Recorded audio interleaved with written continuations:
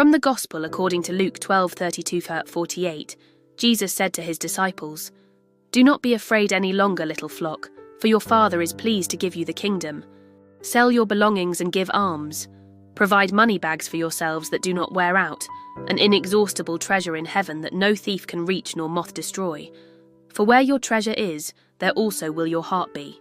Gird your loins and light your lamps, and be like servants who await their master's return from a wedding, ready to open immediately when he comes and knocks. Blessed are those servants whom the master finds vigilant on his arrival. Amen, I say to you, he will gird himself, have them recline at table, and proceed to wait on them. And should he come in the second or third watch and find them prepared in this way, blessed are those servants. Be sure of this. If the master of the house had known the hour when the thief was coming, he would not have let his house be broken into. You also must be prepared, for at an hour you do not expect, the Son of Man will come." Then Peter said, "Lord, is this parable meant for us or for everyone?" And the Lord replied, "Who then is the faithful and prudent steward whom the master will put in charge of his servants to distribute the food allowance at the proper time? Blessed is that servant whom his master on arrival finds doing so.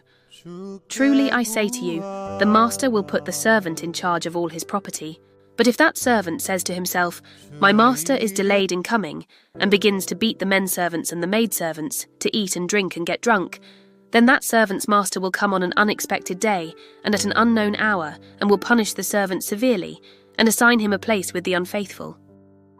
That servant who knew his master's will but did not make preparations, nor act in accord with his will, shall be beaten severely. And the servant who was ignorant of his master's will but acted in a way deserving of a severe beating, shall be beaten only lightly.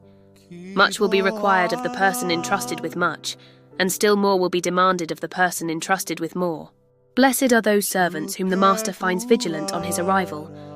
I say to you, he will gird himself, and have them recline at table and proceed to wait on them." The Gospel of Luke 12:32-48 invites us to live watchful and detached from earthly possessions, trusting in God's providence and awaiting with all our heart the definitive encounter with Christ, just as he did on his way to Jerusalem. Amen.